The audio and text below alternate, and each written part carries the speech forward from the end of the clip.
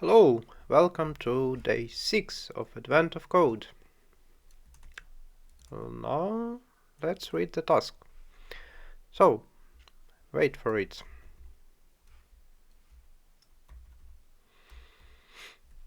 The ferry quickly brings you across Island. Interesting name. After asking around, you discover that there is indeed normally a large pile of sand somewhere near here, but you don't see anything besides lots of water and the small island where the ferry has docked. Okay, so try to figure out what to do next. You notice a poster on the wall near the ferry dock, boat races open to the public, grand prizes, all expenses paid trip to the desert island, and blah blah blah. You manage to sign up as a competitor in the boat races just in time. The organizer explains that it's not really a traditional race. Instead, you will get a fixed amount of time during which your boat has to travel as far as it can. Okay, it sounds like an optimization task, and you win if your boat goes the farthest. Yeah. As part of signing up, you get a sheet of paper, your puzzle input that lists the time allowed for each race and also the best distance ever recorded in that race. To guarantee you win the grand prize, you need to make sure you go farther in each race than the current record holder. Okay, the organizer brings you over to the area where the boat races are held. The boats are much smaller than you expected. They're actually toy boats. That's good. Each with a big button on top. Okay, holding down the button charges the boat, and releasing the button allows the boat to move. Okay. Boats move faster if their button was held longer, but time spent holding the button counts against the total race time. Yeah. You can only hold the button at the start of the race, and boats don't move until the button is released. Okay. For example, time 7, 15:30, distance 9:40 to 100. First race lasts 7 milliseconds. I like that race, it's a very quick one. The record distance in this race is 9 millimeters. The distances are pretty decent too. The second race lasts 15 milliseconds. The record distance in this race is 40 millimeters. Okay. The third race lasts 30 milliseconds. The record distance is 200. And this just corresponds in the column. Okay. Your toy boat has a starting speed of 0 millimeters per millisecond. For each whole millisecond you spend at the beginning of the race holding down the button, the boat's speed increases by 1 millimeter per millisecond. Okay. So, because the first race lasts 7 milliseconds, you only have a few options. Don't hold the button at all. The boat won't move. Okay, that gets you 0 millimeters. Okay. Hold the button for 1 millisecond, then you will travel at 1 millimeter per millisecond for 6 milliseconds. Okay. And you will travel 6 millimeters. Okay, yeah. And if you hold it, what's the maximum, for 3 or 4 milliseconds, you will get 12 millimeters. Okay. Since the current record for this race is 9 millimeters, there are currently 4 different ways you could win. You could hold the button for 2, 3, 4, or 5 at the start of the race. The second race, there are 8 ways to win. In the third race, you have 9 ways to win. To see how much margin of error you have, determine the number of ways you can beat the record in each race. In this example, if you multiply these values together, you get 288. Okay. What do you get if you multiply these numbers together? Okay.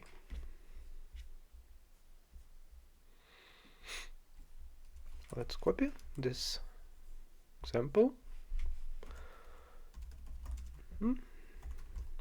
6.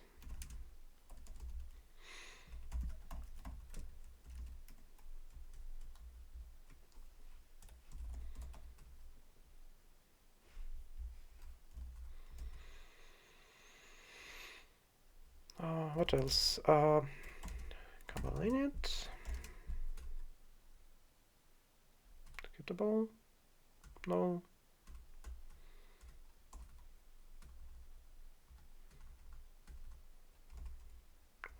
Okay, now let's do stack init. Stack on. Okay, that works. Let's get the input. Oh, that's it. Interesting.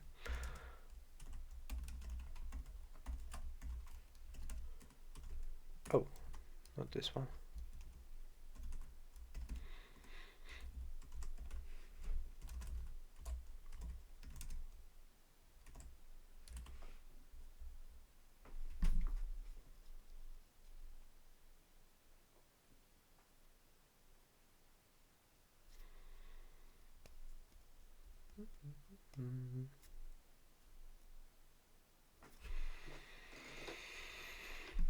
So, I have 44 ways to start the game.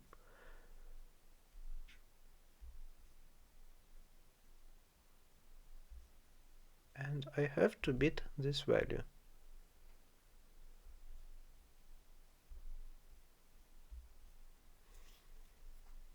Basically, what it looks like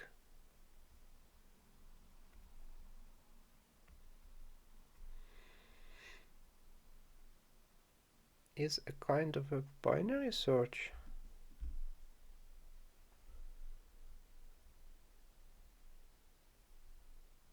But you also have to know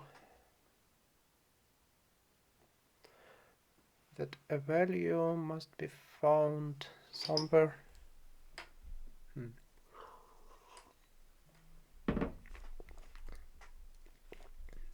So it looks safe to just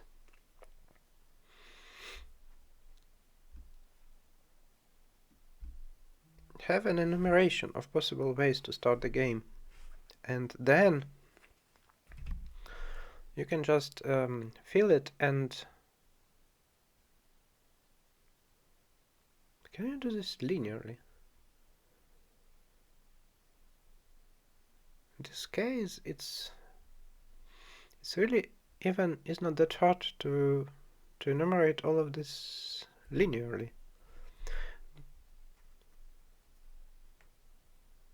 But I can guess that there will be a twist that will require a more efficient iteration in the second part. So maybe I can start with binary search right away. But binary search in this case is not exactly obvious, because you land somewhere in the range, and how do you know that this is really a winning point? Okay, so let's just do a very quick and dirty linear version, and after that let's see how it goes. So yeah, let's not overcomplicate it for now. Okay, as usual, import system environment env, and this must be qualified. And now let's say that the input is parse read file, and file path is taken from the system, from the process arguments. And then let's print sol1 input. Okay, now I need solve1, which takes something and returns an int. Yeah, the number of ways, the product of the number of ways. So let's say it's undefined, and the same for parsing. So you have a string and you get something. And this something, I think, could be just something very simple, like tuple of int of time and int of the distance that you have to beat. So let's just produce that. Let's say that I must have 2 lines.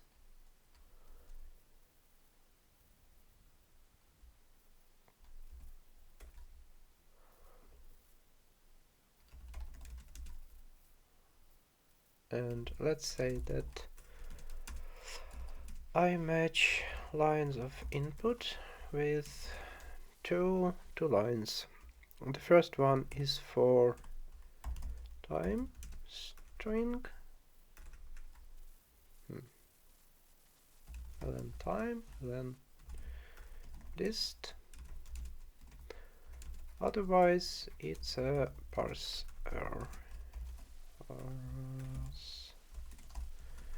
Okay, in this case, what do I do? So first of all, I have to strip the prefix of time and distance.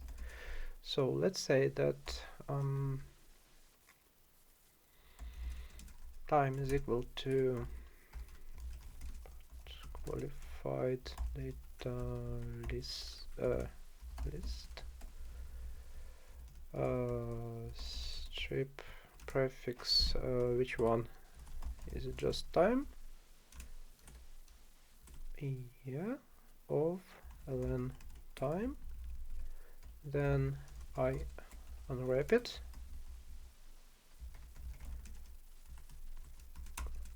Data maybe not Moby. Maybe what from just. Okay, and now I have the strip line, and I can split it into words, and I can read each number, and that should be a list of ints. So distances, again, it's very similar.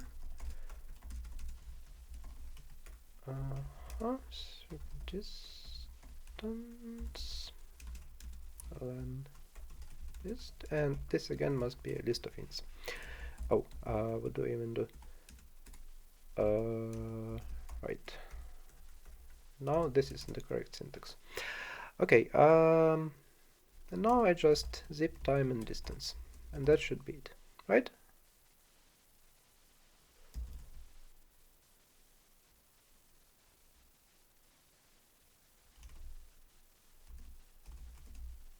Okay, let's go here.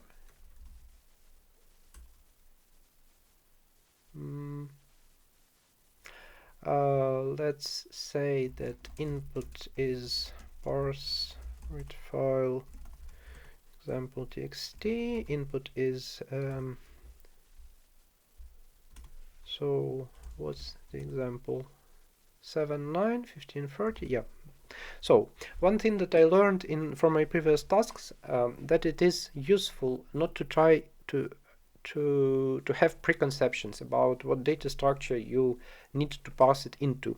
So just parse it into something very basic that is barely a level above raw strings that you get, and then start from there. Do not try to fit it into some preconceptions and some potentially useful structures that you might need or not.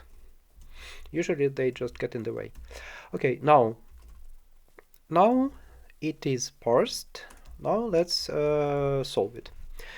So my first solution will be linear and stupid, I would say. So for each of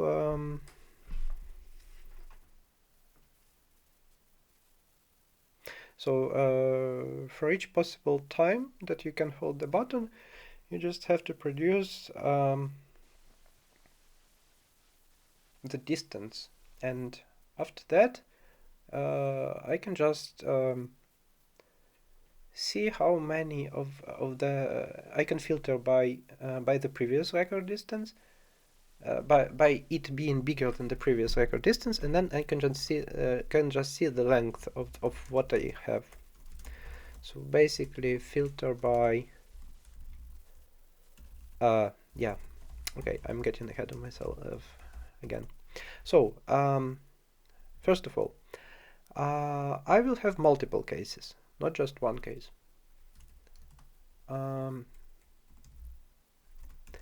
And I will have to take the product, right? And the product is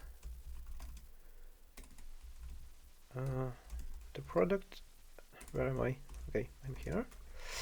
And the product takes any foldable and gives you the product of the element of its elements. Okay, so I can say that this is a product of map.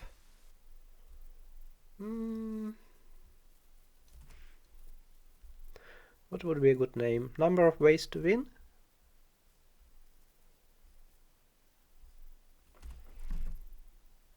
No. Ways to win over input. And this is basically it. Okay, let's define a subtask, numWaysToWin. So it takes a tuple of the distance, of the time that you have and the distance that you have to beat. Okay, numWaysToWin time record. I hope Haskell doesn't take this word for something else. Okay, undefined. Okay, product map numWays to win input. Yeah, that sounds sensible. And again, this is what I had in mind. So basically you take the length of not a map but filter by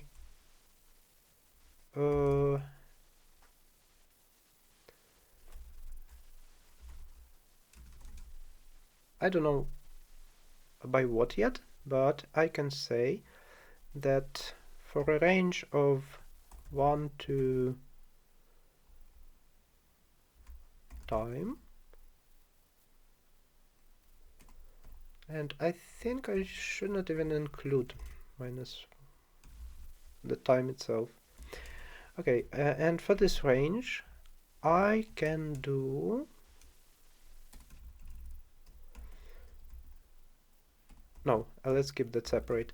I had in mind that I could replace this with a map maybe, and I could have a callback that just produces just something or nothing. But yeah, it's just cleaner to have it separate in this case, and the compiler will fuse it, hopefully.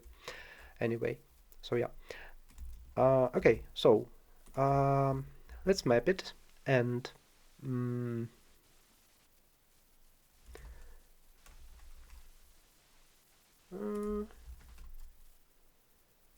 Distance for time. So you get a distance. Oh, okay. So you have the full time.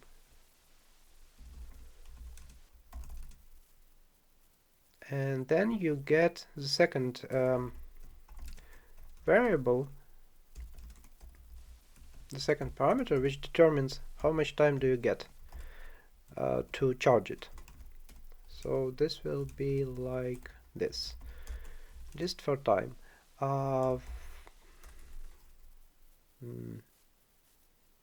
Full charging. Let's call that T-raise T-charge, and that will be what? So you get the velocity as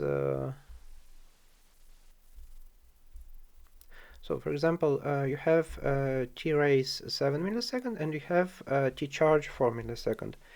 You have the remaining 3 milliseconds. Trace minus decharge, and this is multiplied by the velocity that you get, and the velocity is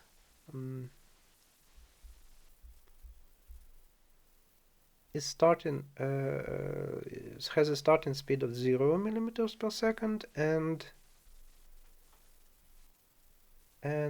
for each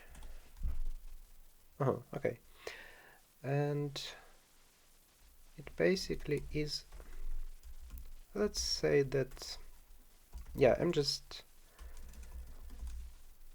being pedantic here, but let's write it out. Let's spell it out, that the velocity is equal to decharge. Okay, and let's filter by you have to bit, so you have to be strictly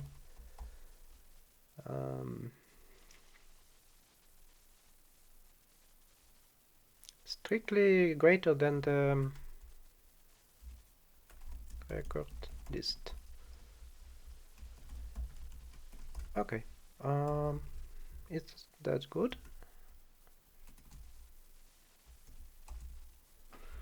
Let's reload and let's see what happens. numWaysToWin for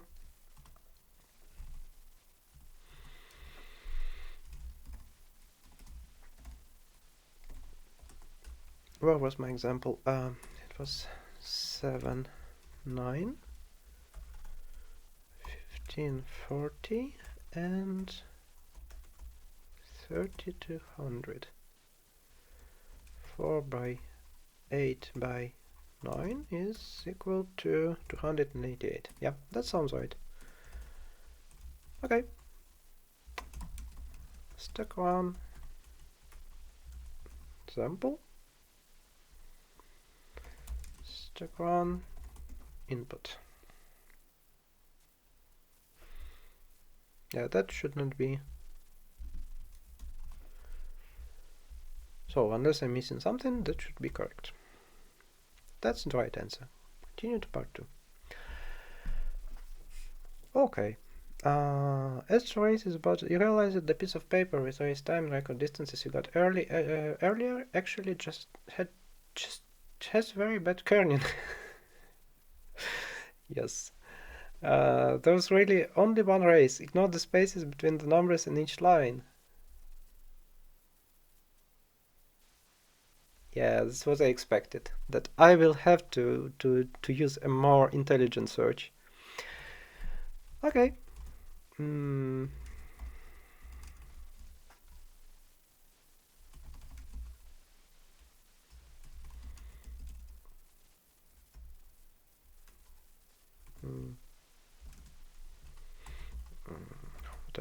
What am I even doing? Git add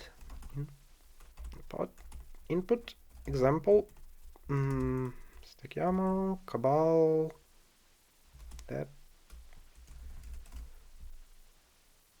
Yeah, that's good.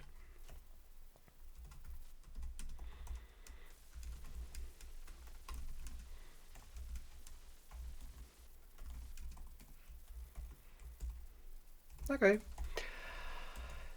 Now let's change the parser.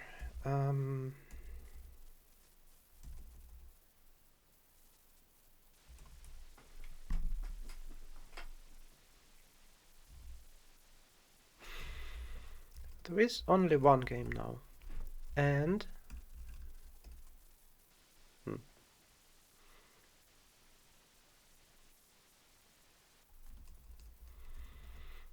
let's use another approach now. Let's just do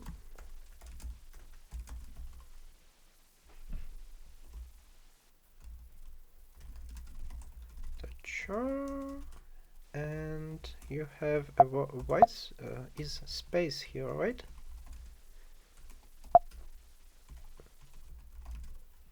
Right. So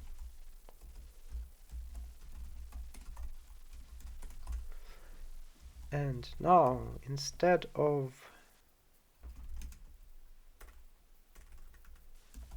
you can just filter by a character not being a space, and that should give me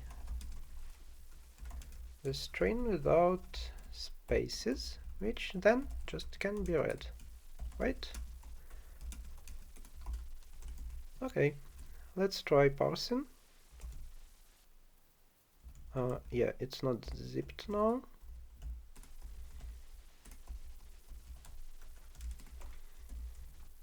Oh, what am I even doing?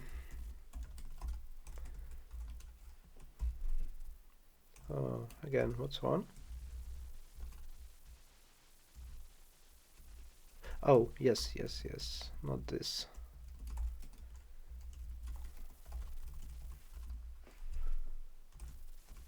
What's wrong? Ah, solve. Yes, solve now works another way. And yeah, solve 2 is actually just a number of ways to win of one pair. Yep. Reload. And now let's try parsing.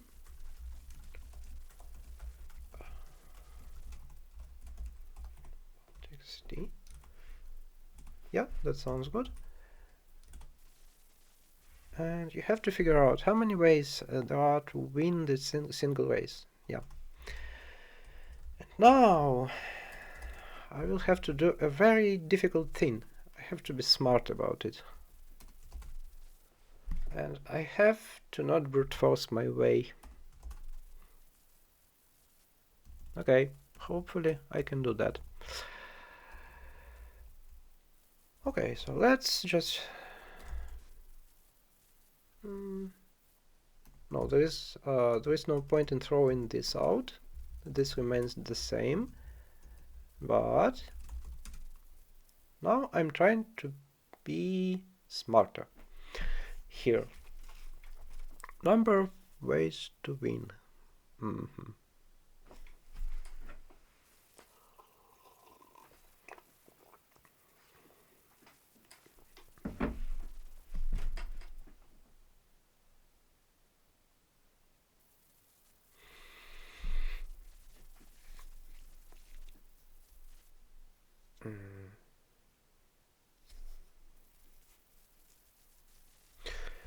So mathematically, could you say that that if you look in the middle, you will always have the largest value?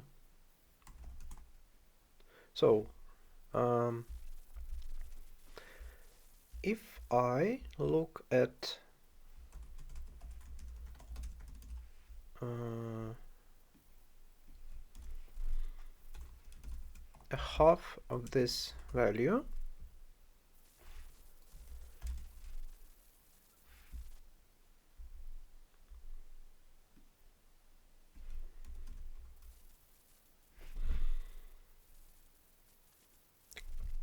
couldn't I just brute force it?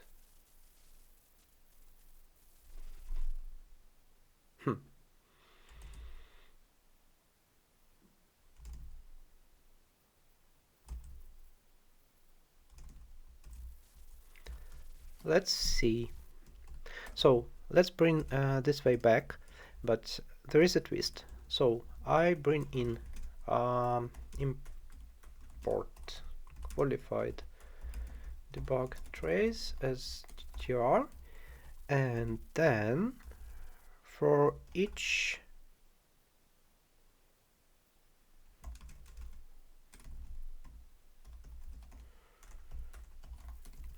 distance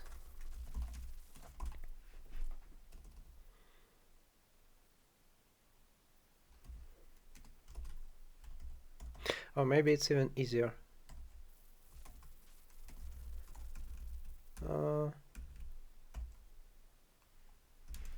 Here, let's say that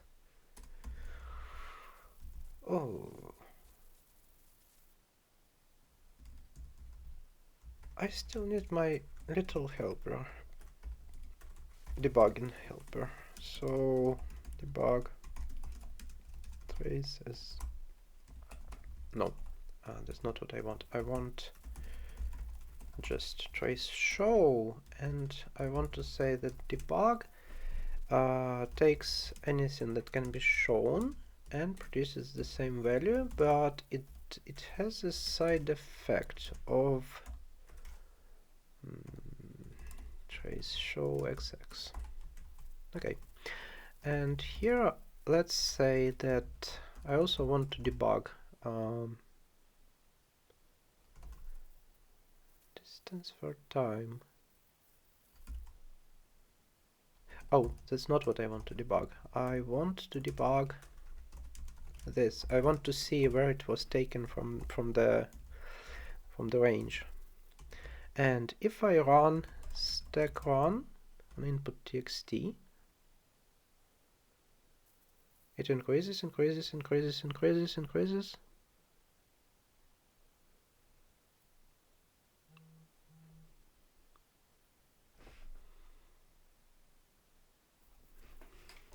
Okay, let's freeze it for a moment. What are the values here? 13 millions. And I have to bit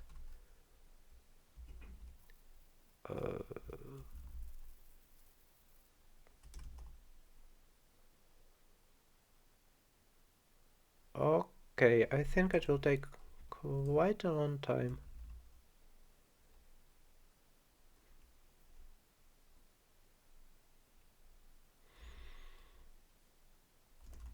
Wait, what is it even showing? Time. Okay. Why not? Okay. I didn't have to be smart. That's good. Okay, perfect.